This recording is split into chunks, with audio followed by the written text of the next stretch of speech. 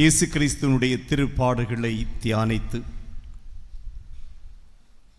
கிறிஸ்து நமக்கு வாழ்ந்து காட்டிய பாதையிலே நம்முடைய வாழ்க்கையை முன்னெடுத்து சென்று இந்த மண்ணுலகில் நாம் மகிழ்ச்சியோடு வாழ படைக்கப்பட்டிருக்கின்றோம். அந்த நிறை மகிழ்ச்சியோடு இறைவனோடு இணைந்து பயணிக்க வேண்டும் என்கின்ற எண்ணத்தோடு கூடியிருக்கின்ற உங்கள் ஒவ்வொருவரையும் இந்த வேளையிலே வாழ்த்துகின்றேன். உங்களுடைய எண்ணங்களில் இருக்கின்ற ஏக்கங்கள், எதிர்பார்ப்புகள், தேவைகள் அனைத்தையும் இறைவன் தன்னுடைய அருளினால் ஆசீர்வதித்து அவை நிறைவேற உதவி செய்ய வேண்டும் என்றும் இந்த வேளையிலே இப்பலி வழியாக அருள் பணியாளர்கள் நாங்கள் மன்றாடுகின்றோம். மனிதன் இறைவனோடு இணைந்து வாழ்வதற்காக படைக்கப்பட்டான். எனவேதான் துவக்க நூலிலேயே பார்க்கின்றோம், ஒரு சிங்காரவனம், அழகான ஒரு இடம். அந்த இடத்திலே இறைவனும் வாழ்கின்றார், இறைவனோடு இணைந்து ஆதாமும் ஏவாளும் வாழ்கின்றார்கள். ஆனால் அந்த கடவுளுடைய கட்டளைகளுக்கு கீழ்ப்படிய முடியவில்லை. அவர்களால் இறைவனை விட்டு தங்களை பிரித்து கொள்ளுகின்றார்கள், பிளவுபடுத்திக் கொள்ளுகின்றார்கள். அருமையான ஒரு சிங்கார வனத்தை விட்டு வெளியே வந்து வாழ வேண்டிய சூழலுக்கு தள்ளப்படுகின்றார்கள். இஸ்ராயல் மக்கள் எகிப்தியருடைய அடிமை தலையிலே 400 ஆண்டுகள் துன்புற்றார்கள். மிக கொடுமையான துன்பம். உண்பதற்கு சரியான உணவு இல்லை.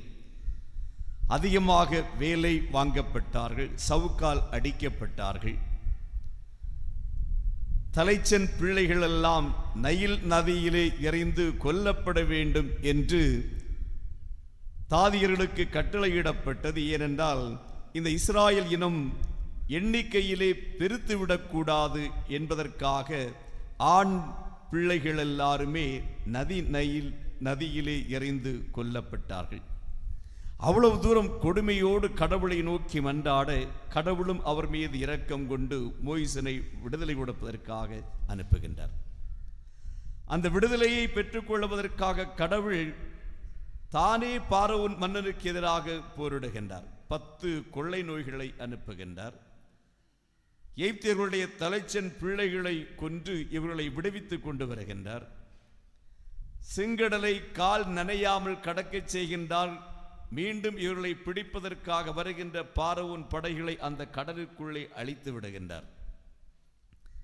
தப்பி வெளியே வந்தவர்கள் கடவுளுடைய பராமரிப்போடு நடக்கின்றார்கள். இரவிலே வெளிச்ச தூண் ஒன்று அவர்களுக்கு வழிகாட்டுகின்றது. பகலிலே மேகம் ஒன்று அவர்களுக்கு நிழல் கொடுக்கின்றது. இரவிலே வெளிச்ச தூணாகவும் பகலிலே மேகமாகவும் ஆண்டவர் அவர்களோடு வழி நடக்கின்றார்.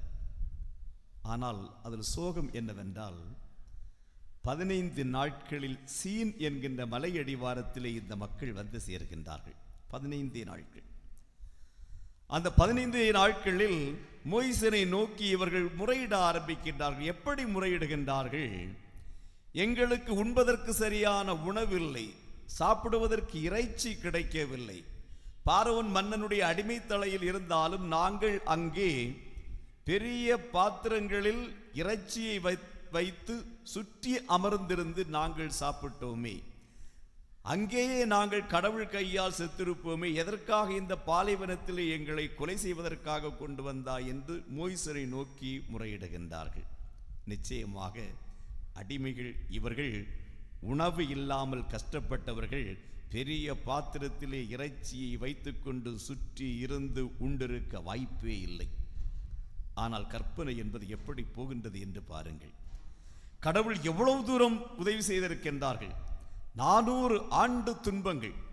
அந்த துன்பங்களை எல்லாம் கடவுள் தங்களை வழிநடத்தி வருவதற்காக என்னென்ன முன் ஏற்பாடுகளை செய்தார் என்பதை எல்லாம் 15 நாட்களிலே அந்த மக்கள் மறந்து விட்டார்கள் என்பது கடவுளை விட்டு எவ்வளவு எளிதாக மனிதர்கள் பிரிந்து போய்விடுகின்றார்கள். மீண்டும் இறைவன் அவர்கள் மீது இரக்கம் கொண்டு மன்னாவை பொழியச் செய்கின்றார்.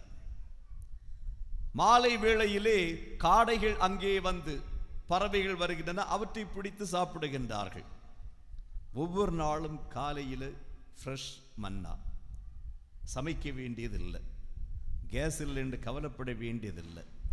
ஃப்ரிட்ஜில் வச்சு பாதுகாக்கப்பட வேண்டியதில்லை. எந்த கவலையும் இல்லாமல் ஒவ்வொரு நாளும் கடவுள் உணவு கொடுக்கின்றார், தேவையான இறைச்சியை கொடுக்கின்றார். 10 கட்டளையை பெற்றுக்கொள்வதற்காக சீனாய் மலை அடிவாரத்திலே இருந்து மோயிசன் கடவுளை பார்த்து செல்லுகின்றார். 40 நாட்கள், அந்த 40 நாட்களுக்குள்ளால் கடவுளையே மாற்றிவிட்டார்கள்.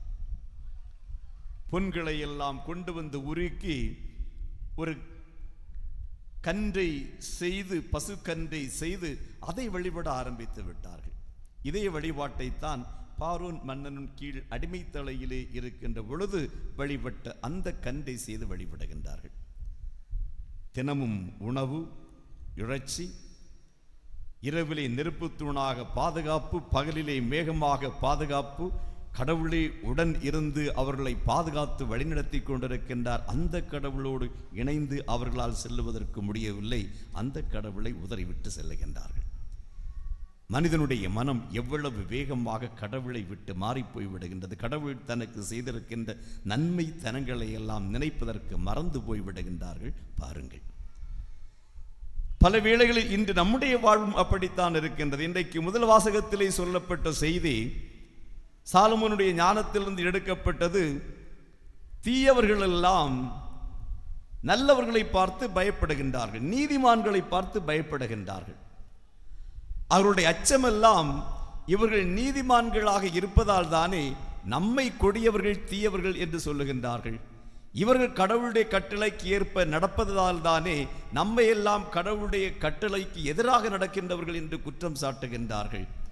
இவர்கள் நல்லவர்களாக இருப்பதால் தானே இந்த மக்கள் எல்லாம் நம்மை பழிக்கின்றார்கள். எனவே இவர்களுக்கு எதிராக நாம் சூழ்ச்சி செய்வோம், இவர்களை நாம் துன்புறுத்துவோம். நம்முடைய கையிலிருந்து அந்த கடவுளை நம்பி இருக்கின்றார்கள் அல்லவா, நம்முடைய கையிலிருந்து கடவுள் இவர்களை காப்பாற்றுகின்றார்களா என்று பார்ப்போம். யோபுவை சோதித்த சாத்தானை போல் பல மனிதர்கள் இருக்கின்றார்கள். நல்லவர்களை கண்டால் அவர்களுக்கு பிடிக்காது. ஏன் நல்லவர்களை பிடிக்காது? நல்லவர்கள் நம்முடைய மனசாட்சியை எப்பொழுதுமே குத்தி கொண்டிருக்கின்றார்கள். திருமுழுக்கு யோவானுடைய வாழ்க்கையை பார்க்கின்றோம். மன்னன் தவறு செய்கின்றான்.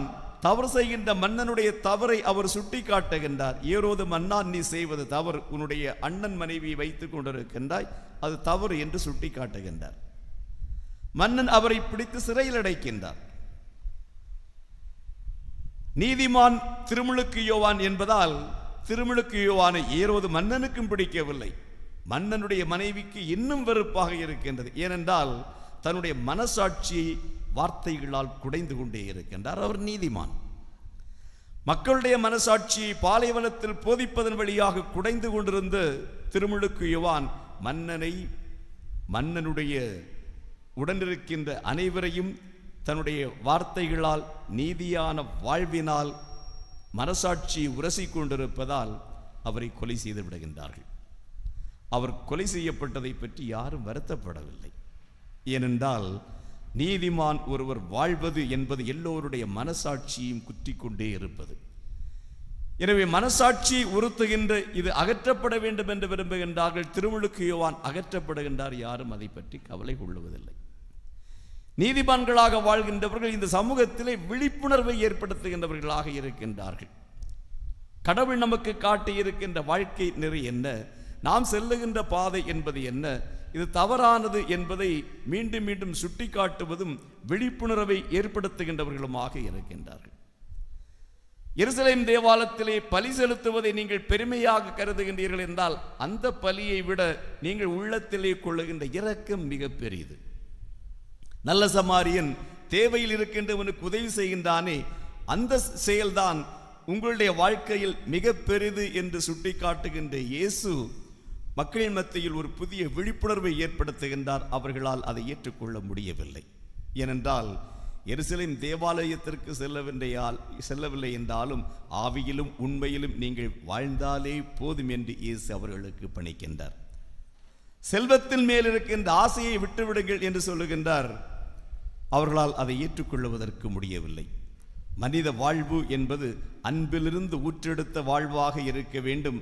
அது இரக்கத்தையும் பாச பிணைப்பையும் நம் ஒவ்வொருவர் மத்தியிலையும் கொண்டு வருவதாக இருக்க வேண்டும் என்கின்ற இயேசுவினுடைய வார்த்தைகளை அவர்களால் ஏற்றுக்கொள்ள முடியவில்லை. நீங்கள் விழிப்பாக இருங்கள், பரிசேயரை பற்றி விழிப்பாக இருங்கள், இவர்களெல்லாம் உங்களை தவறான பாதையிலே வழிநடத்துகின்றார்கள், குருடருக்கு குருடர் வழிகாட்டுவது போல வழிநடத்துகின்றார் என்று மக்களுக்கு உண்மையை சொல்லுகின்றார். அவர்களால் ஏற்றுக்கொள்ள முடியவில்லை. எப்படி சாக்ரட்டிஸ் இளைஞர்களுக்கு உண்மையை சொல்லுகின்றார் என்பதை பார்த்து கிரேக்க மக்கள் பதைத்து அதிகாரிகள் எல்லாம் சாக்ரட்டிஸுக்கு எதிராக குற்றம் சுமத்தி கொலை செய்தார்களோ அதுபோல இயேசுவையும் கொலை செய்ய பார்க்கின்றார்கள் என்பதுதான் இன்றைய நற்செய்தியிலே சொல்லப்பட்ட செய்தி. நீதிமான்கள் இன்னொன்றையும் செய்கின்றார்கள். இந்த சமூகத்தில் எந்தெந்த அமைப்புகள் எல்லாம் அநீத அமைப்பாக இருக்கின்றதோ அந்த அநீத அமைப்புகளை எல்லாம் அகற்ற வேண்டும் என்று விரும்புகின்றார்கள். ஒரு கேள்வி எப்போதும் கேட்பதுண்டு, இயேசு அரசியலில் ஈடுபட்டாரா என்கின்ற ஒரு கேள்வியை கேட்பதுண்டு. ஒரு இறையியல் அறிஞர் அருமையான ஒரு செய்தியை சொல்லுகின்றார். இயேசு மக்கள் மனமாற வேண்டும் என்று போதித்தார், பாவிகள் மனம் திரும்ப வேண்டும் என்று போதித்தார், சமூகம் நலமாக அன்பிலும் உறவிலும் கட்டி எழுப்பப்பட வேண்டும் என்று போதித்தார். அதே நேரத்தில் இந்த அரசு தவறான அரசு என்பதையும் சொன்னார். ஏனென்றால் எப்பொழுதெல்லாம் விண்ணுலகில் இருக்கின்ற எங்கள் தந்தை என்று ஜெபிக்கின்றோமோ, என சீடர்கள் ஜெபிக்க கற்றுக்கொடும் என்று கேட்டார்கள். இயேசு ஒரு ஜெபத்தை சொல்லுகின்றார். அந்த ஜெபத்திலே அவர் சொல்லுகின்ற வார்த்தை, உமது ஆட்சி வருக, உமது சித்தம் விண்ணகத்திலே செய்யப்படுவது போல இந்த மண்ணகத்திலும் செய்யப்படுக. அப்படி என்றால் இங்கே இருக்கின்ற ஆட்சி எல்லாம் சரியில்லை, உம்முடைய ஆட்சி வர வேண்டும், உம்முடைய திருவுளம் இங்கே நிறைவேற வேண்டும். ஜெபத்திலேயே இயேசு கற்றுக் கொடுக்கின்றார். எனவேதான் இயேசுனுடைய வாழ்வு முழுவதும் நாம் பார்க்கின்றோம், எப்பொழுது மக்கள் ஓசானா பாடி இயேசுவை வரவேற்றார்களோ, இயேசுவை அரசனாக்க வேண்டும் என்றே அவர்கள் இயேசுவை வரவேற்றார்கள்.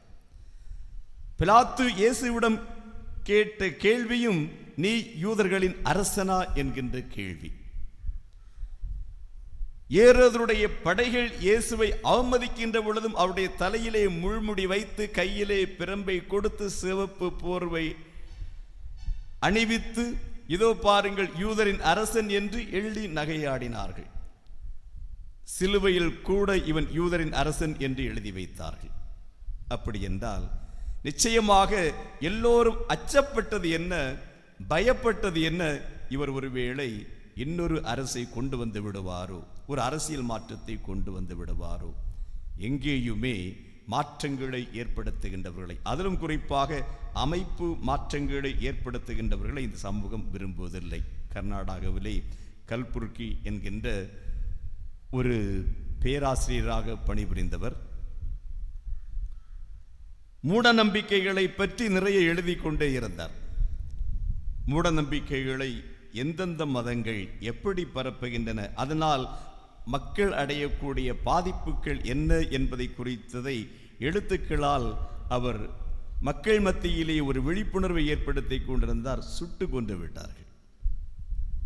மாற்றங்களை இந்த சமூகம் எளிதாக ஏற்றுக்கொள்வதில்லை. அதனால்தான் கடவுளோடு பயணிப்பது என்பது எளிதான ஒன்று அல்ல.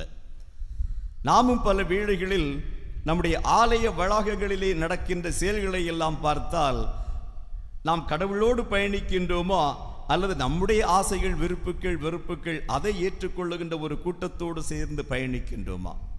இன்றைக்கு நாம் சிந்தித்து பார்க்க வேண்டியதெல்லாம், இயேசு ஒருவேளை இரண்டு பக்கமாக பிரித்தால், நீதிமான்களை ஒரு பக்கமாகவும் அநீதர்களை இன்னொரு பக்கமாக பிரித்தால் நாம் எந்த பக்கம் நிற்போம் என்பதை நிச்சயமாக சிந்தித்து பார்க்க வேண்டும். இயேசு சொன்னதெல்லாம் சின்ன சின்ன செயல்கள். பசித்திருக்கின்றவனுக்கு உணவு, தாகத்தோடு இருக்கின்றவனுக்கு தண்ணீர், உடையில்லாமல் இருக்கின்றவனுக்கு உடை, நோயிற்றிருக்கின்றவனை பார்க்க செல்லுவது, சிறையில் இருக்கவனை பார்க்க செல்வது, இந்த சின்ன சின்ன செயல்களை எல்லாம் நீ செய், அதுவே நீ என்னோடு இருக்கின்றாய், என்னோடு பயணிக்கின்றாய் என்பதற்கு அர்த்தமாகிவிடும் என்று இயேசு சொல்லுகின்றார். பல வேளைகளில் அந்த சின்ன செயல்களை கூட செய்வதற்கு நாம் தவறிவிடுகின்றோம். அன்பானவர்களே, விவேக சிந்தாமணியிலே ஒரு பாடல், அருமையான ஒரு பாடல்.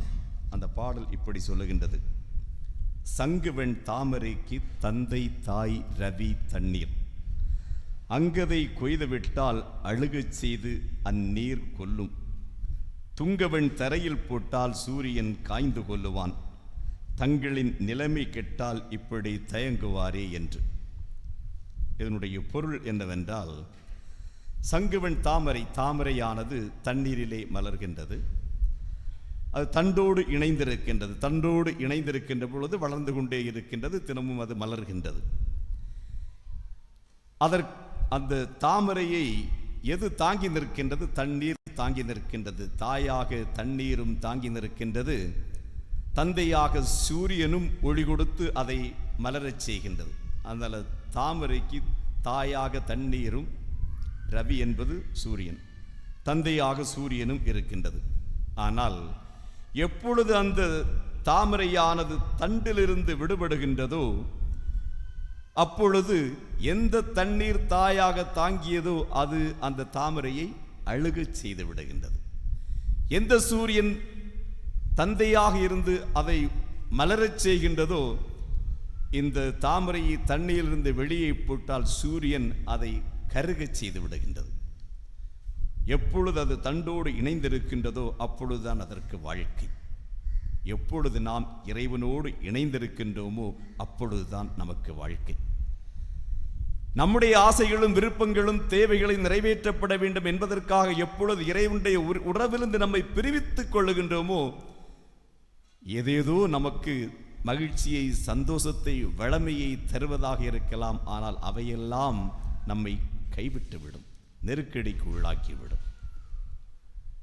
அன்பானவர்களே, இந்த தவக்காலம் அதிகமாக இறைவனோடு நம்மை இணைத்துக் கொள்ளவும், இறைவனோடு இணைத்துக் கொண்டு நம்முடைய வாழ்க்கையை முன்னெடுத்து செல்லவும்.